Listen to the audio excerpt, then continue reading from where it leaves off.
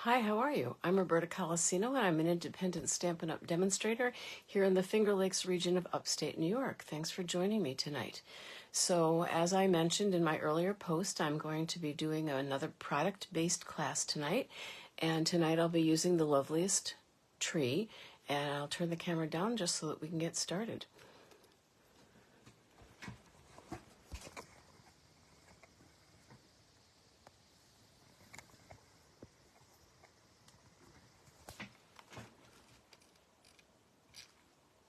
Okay, let's just checking. Oh, you're looking at the ceiling again. I must not have pushed the button hard enough. Hang on just a second, and I should be able to correct that. Or not. Hold, please. I don't know what that one even means. Okay. Is that better? There we go. Okay.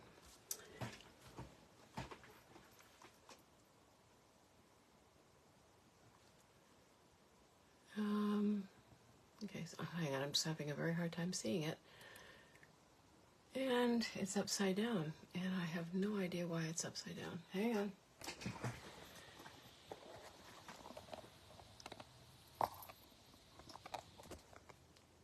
Okay, there we go. It's always something. Although lately it's all been much better, so I was feeling pretty good about it. Okay, so this is my host code for the month of May. It is May, isn't it? Halfway through May.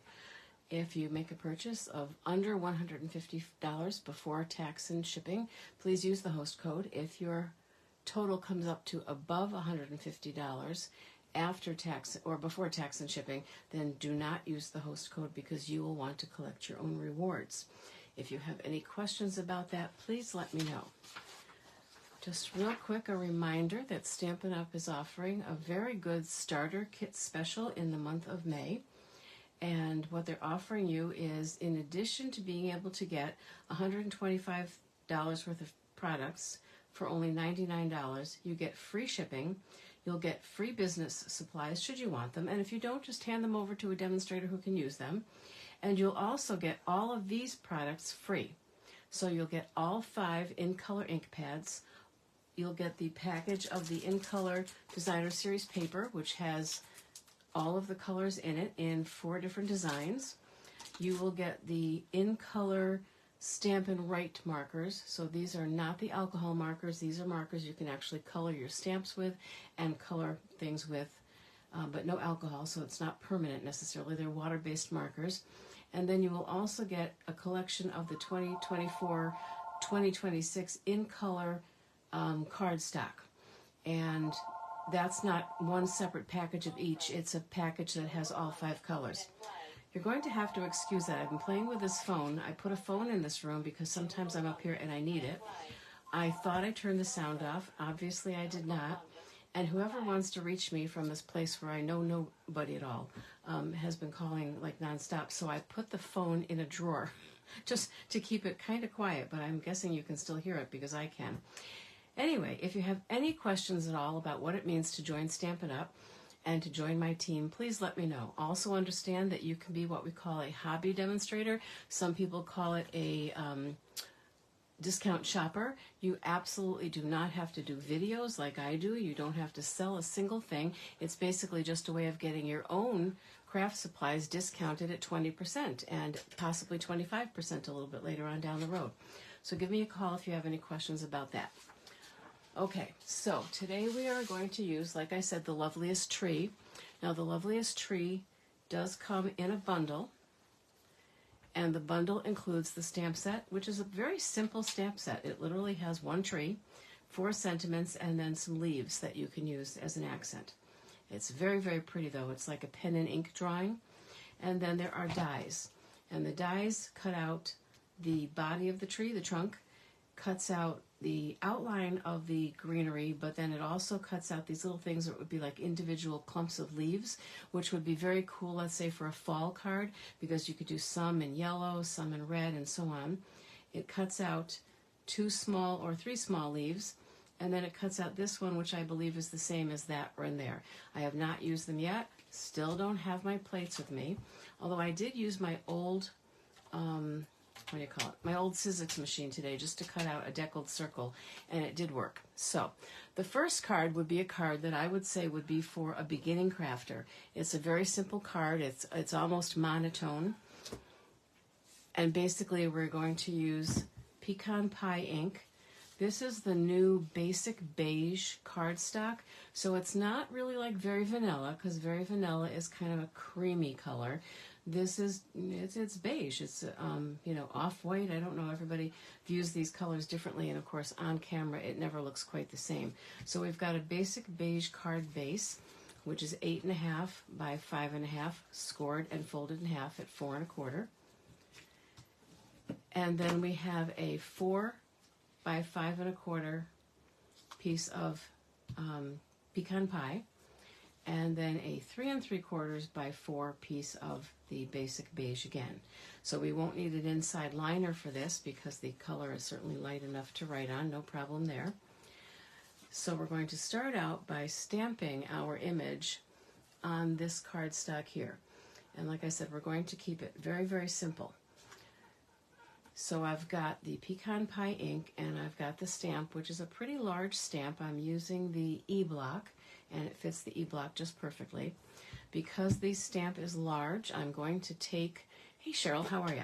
I'm going to take the ink pad to the stamp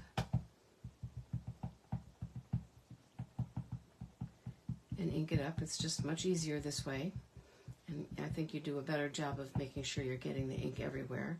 I'm going around and around a few times. I just want to make sure I've got plenty of ink.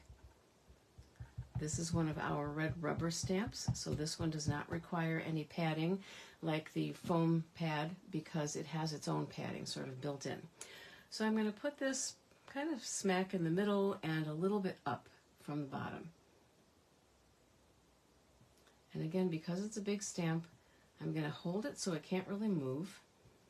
And I'm just going to give it a little press and then hold it and give it a little press. I just really want to make sure that I get a good image, but I don't want the stamp to move. So I'm hoping for the best here. And that came out just perfect.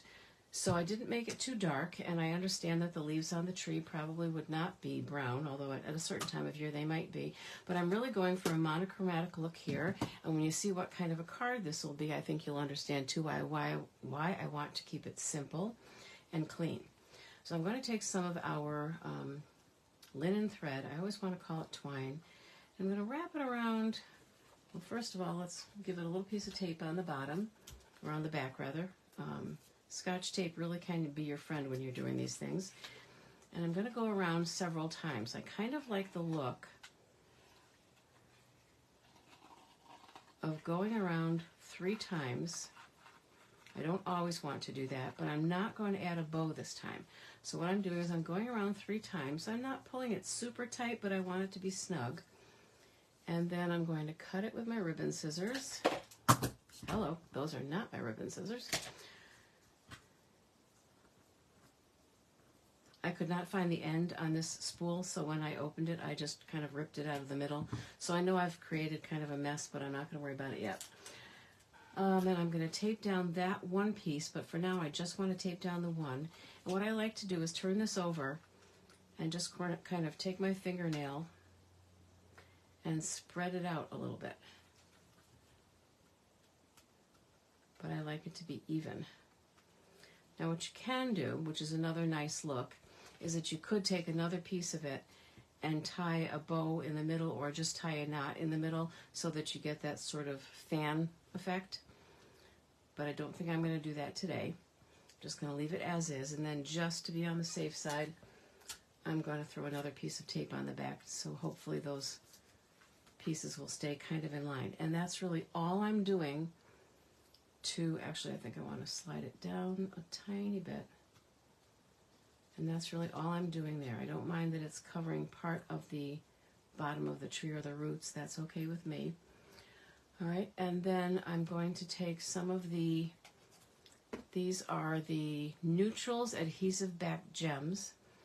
All right, and there really isn't one that's in pecan pie, but there's a color here that's similar, and I kind of like that.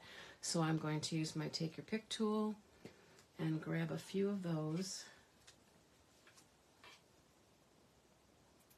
and just kind of scatter them around. I have to decide where I'm putting my sentiment. I think I want my sentiment up here, so I don't want to put a gem there. It's actually a sequin, not a gem. Put one there. And maybe one here. Well, I didn't get one, that's why it's not coming off. There we go. All right, so I think these are kind of a coppery color, but I'm perfectly okay with it.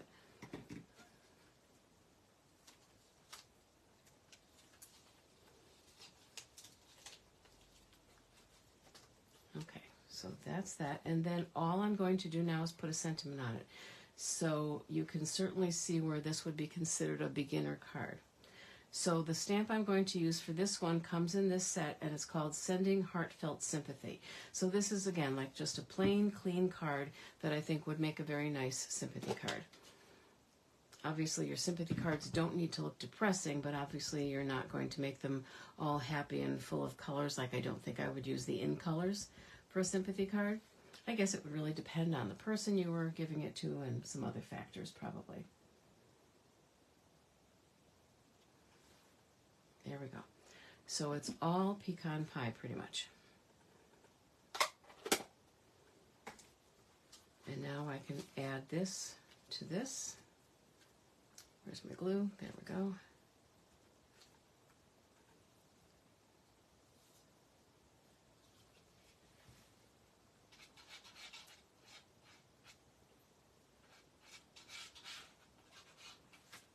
Well, I had the pin in there, so it should be unclogged, but you never know.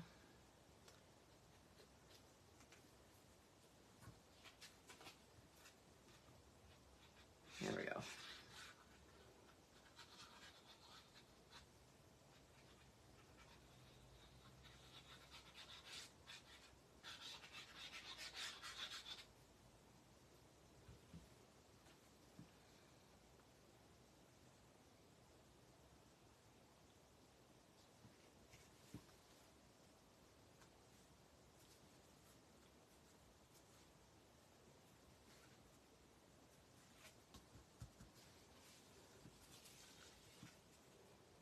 And then we'll mount that onto the card base.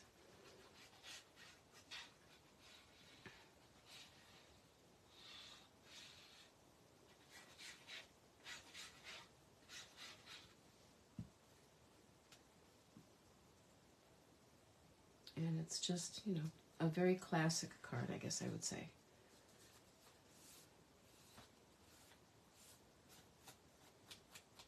I can see that my cutter blade probably needs changing because I've got just a few little loose pieces there.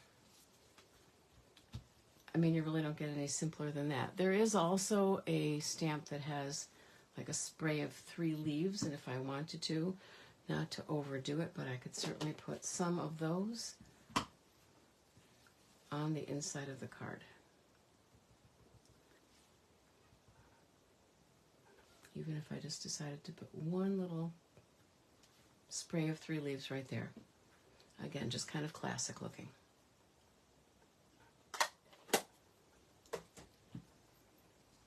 So there we go. It's really a very beautiful card, very simple, and took me, what, 3-4 minutes to make? Maybe a little bit more, but not much more. Okay, so the next card I would say would be for a casual crafter. And this time I'm going to use the new in color Shy Shamrock. I've got the Shy Shamrock cardstock. I've got some basic white cardstock and a piece of the Shy Shamrock DSP. And I've got the, what is it, the 1, 2, 3, 4, 5, 6, 7, 8, 9th deckled circle.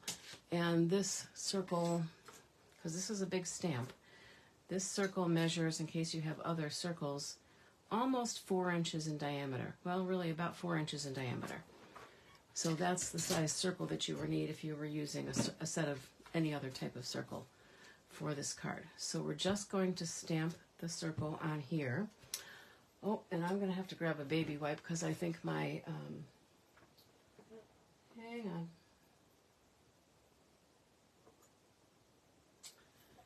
Yep, my chamois are all downstairs because I didn't unpack them from the car yet. And I don't see the baby wipes here because they're probably, haven't unpacked those either. So I'm just going to clean the stamp off this way, which I don't recommend, especially since this is kind of a brown color. But I'm going to do the best I can because I do not want to get that in my Shy Shamrock ink pad. So I'm just going to keep doing that until it comes off clean and hope for the best. Okay, so same thing as before. I'm going to bring the ink pad to the stamp. And again, this is kind of monochromatic in that I'm not worrying about making the trunk brown. The whole tree is going to be green. So that's not, you know, really the way the world goes, but that's okay. And this is a good way to highlight the end colors. If you wanted to show somebody those end colors, it would be a good way to do that. So I'm going to stamp pretty much right in the center of this.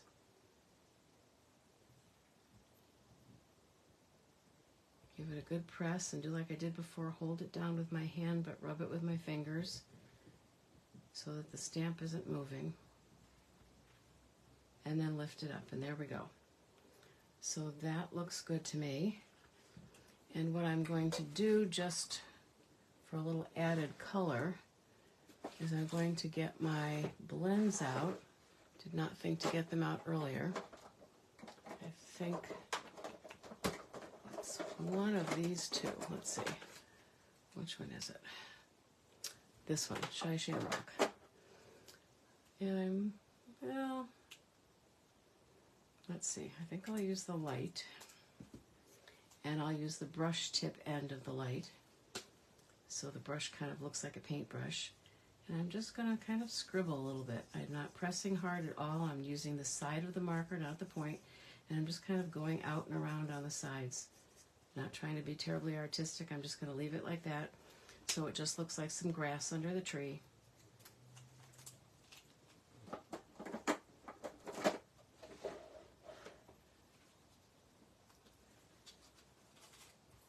This paper has 4 different designs. This particular piece has 2 designs. We've got one that looks kind of like, I don't want to say polka dots because they're not solid. It makes me think more of bubbles. And then this side, and I'm honestly not sure which one I like better.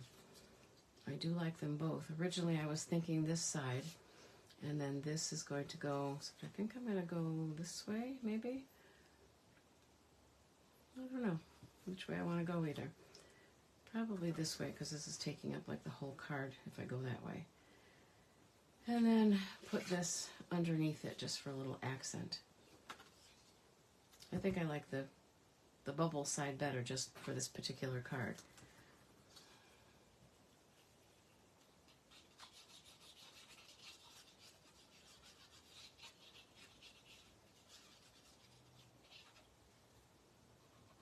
Just going to put a little on the edges because I don't want to go over the edges.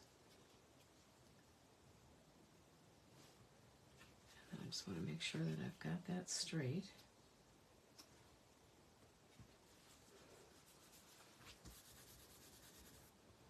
Okay. And then I'll take my paper snips.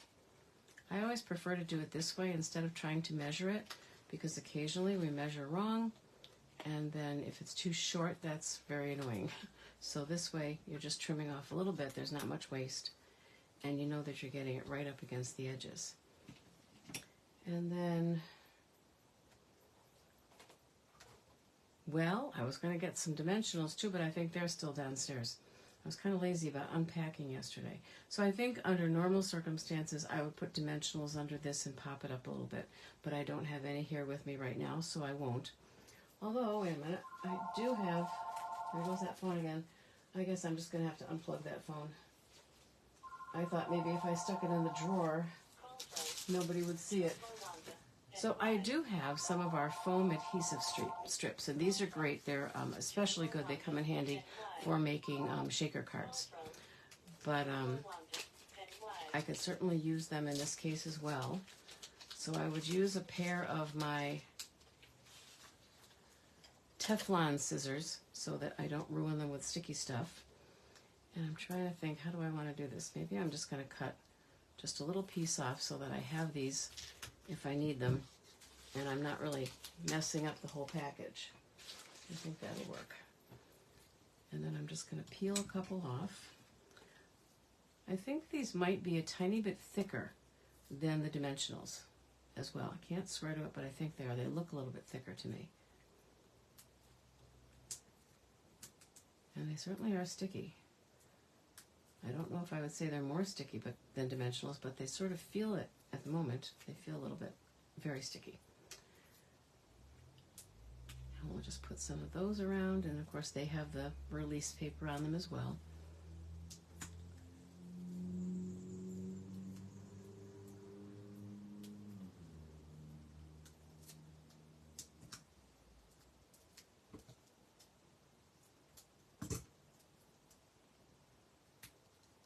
Some of those edge pieces too. These are nice also, and I think you can kind of see this here in that you can manipulate them. So if I wanted to make that round in the center, which really isn't necessary, but I could. All right, so we'll put that on here.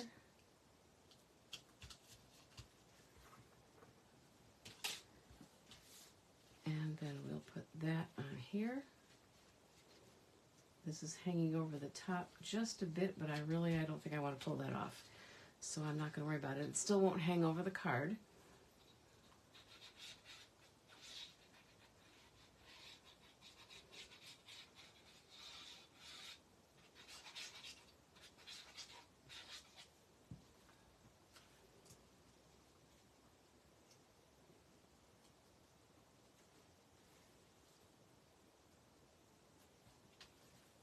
Inside I have a piece for the liner.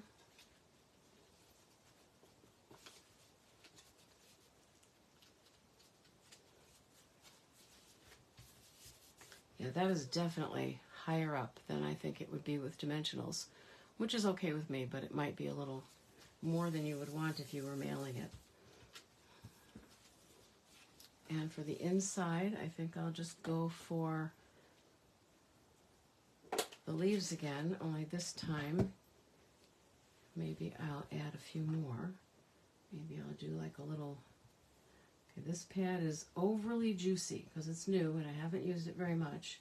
So it's coming out very dark and very juicy. The stamp is all juiced up and everything, and I think I trimmed some of these stamps as well so that that wouldn't happen. All right. So that just makes me think it's going to stay wet a tiny bit longer. So I just want to be sure that it's dry before I handle it and put it in the card and then close the card down. Typically our ink does dry pretty quickly, but if you've just recently re-inked a pad or if you have a brand new pad, they might be a little bit wetter than usual.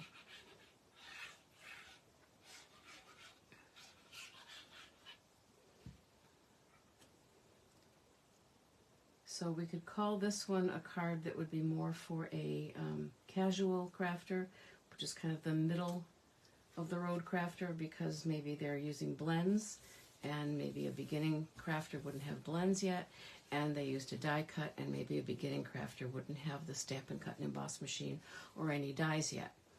So that's the second card, and I'd have to find some bling in that color, and I almost think I didn't get that color because they were out of it. I think I'm waiting for that color, the in-color dots, and I think I'm still waiting for the in-color ribbon. That's what I think. I'm taking a quick look here, but I don't think I have it yet. The dots, and I know I don't have the ribbon. Oh, but you know, no, I take it back. I was going to say we've got these adhesive back pearl trio, which is kind of an iridescent pearl. And they are pretty, and there are some. The thing about the iridescent ones that I like is the fact that they sort of change color and kind of match what you put them near, but I don't think I'd like it. I think I'd want to keep it all monochromatic, so I think I'm going to pass on that. They're very pretty, and I have to remember to use them sometime. Sometimes I forget to use the things I have. All right, so the next card would be a little bit more in the way of an avid crafter card because it involves some watercoloring.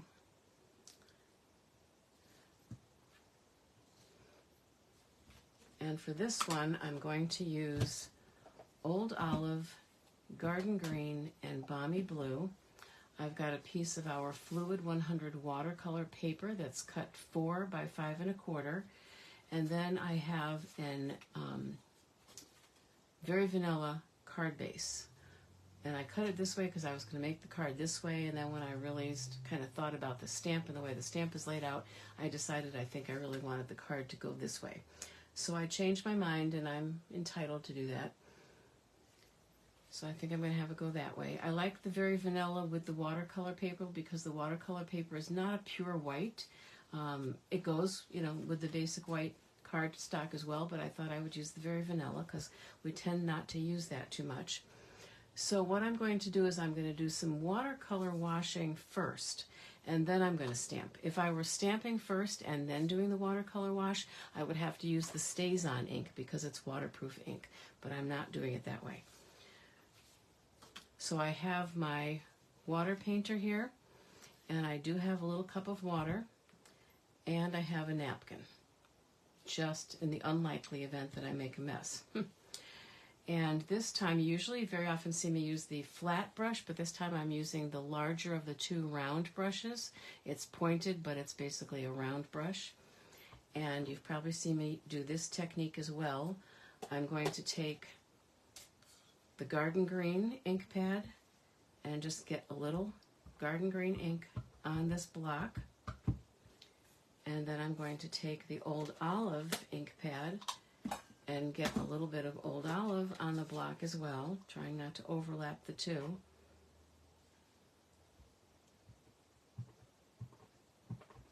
Okay, I'm thinking my Old Olive needs some re-inking, but for what we're doing, it should be fine for this. There we go. Okay, I rinsed this out pretty well because it had some pink in the brush earlier, and I definitely did not want pink on this card. So I'm just going to dab it off on the paper towel and make sure that I'm not seeing pink, and I don't think I am. I hope not. We'll find out soon enough. I got a little ink on my fingers, though, so I'm going to be careful. So we're just going to take a little bit of the, I think this is the Old Olive, and just kind of, I think I want more water than that, so I'm going to add more water, plus I'm going to squeeze the water painter. I hope you saw well, you didn't see it because my hand was in the way. So the water comes out when you squeeze it. So I have more water on there because I really want this kind of light. I don't want it too dark. Yeah, that's better. All right, the other thing is that sometimes when you're watercoloring, it's good to just put some water down first as well. So you get various shades. We'll get some dark there from when I first started. Then I'll take some of the Garden Green, and I'm going to kind of mix that in. I'm going to add a little squeeze of water to that too because I want that a little bit lighter. And again, I'm not doing anything fancy here. There's no special technique. I'm just kind of spreading it around. I just want it to look like grass, but I don't necessarily have to paint it on and go from, let's say, edge to edge. That's just not necessary. And I'm going to bring some of it up a little bit. And I think I'm just going to leave it like that. Now, I really do want to wipe that off really well. Now, since I kind of yucked that one up already, I'm going to show you something different. When we have these stamp pads, I'm not great at this because apparently my hands aren't very strong, but you can take the stamp pad and squeeze it between your hands. You've got to squeeze pretty good. You won't break it unless you're Superman or something. And what happens, yeah, well, it didn't happen because I'm just not, I guess I'm just not that strong. I don't know. I see some people do it, and they do it with like no effort whatsoever. You squeeze it hard enough, it's just not working for me, and you get a little blob of ink in the middle, but like I said, it's not happening for me. So let me just grab another block real quick. I'd be curious to know if people try that, if it works for them, because maybe it really is me, or maybe I'm afraid to squeeze harder and it really is okay to squeeze harder. I don't know. So I've washed this off. I'm not seeing any green on there, and I'm going to touch the wet brush to that. I'm going to give it a squeeze so another nice drop of water comes out. And now I'm just going to do a little bit of sky. And I do want it to come down. and touch that and kind of blend with that. I'm going to give it another squeeze because I want some of it lighter. Just kind of come around.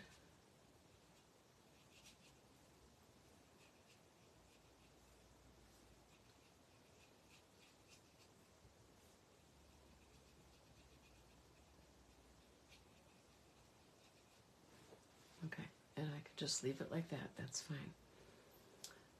So we'll get that messy stuff out of the way. We'll put the brush in here for now. Now I do need that to dry though before I stamp on it, so I am going to get out my heat tool.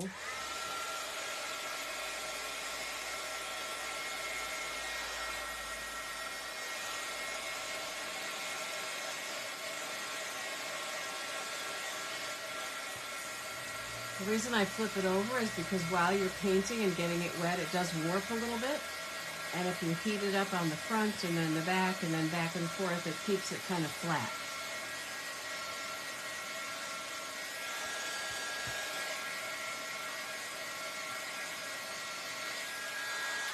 Okay.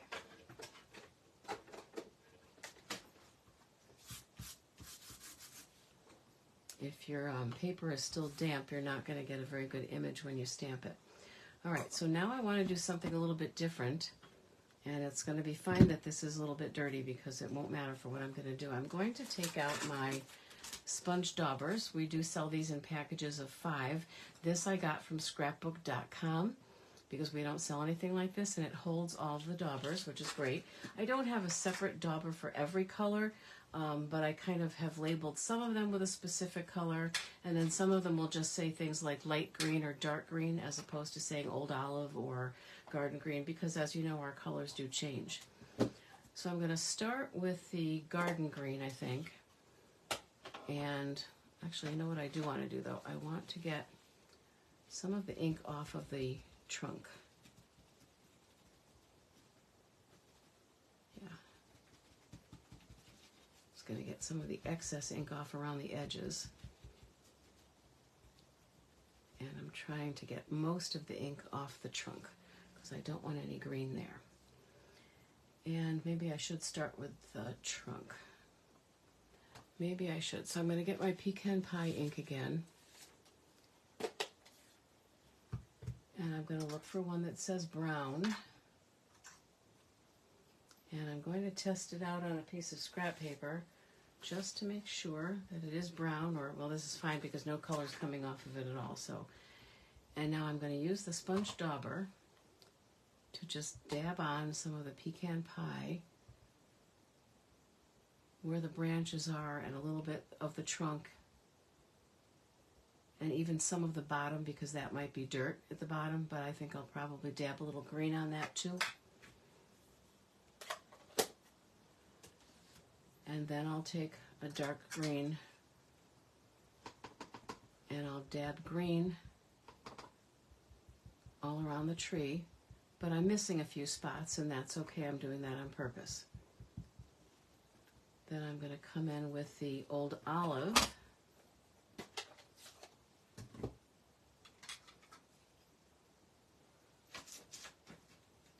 Oh, that really does look like old olive too. I think that's exactly what this one was. What it says is medium green. So, and now I'm going to make sure that I hit any spots that I might have missed before.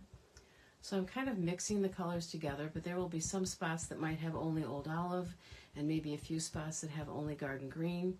This is not an exact science because it's really hard for me to tell just looking at it what I'm really getting. So we won't know what we've gotten until we stamp. And that's okay. Well, hello, Mary Kay. How are you tonight? Sorry, I'm not paying attention. Okay, so now we're going to huff on it. Like when you're cleaning your glasses and you like to fog them up when you're cleaning them.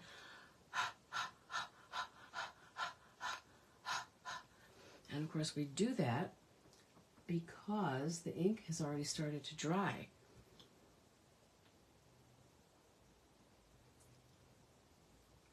Now watercolor paper has a roughness to it, so it's not necessarily meant to be stamped on.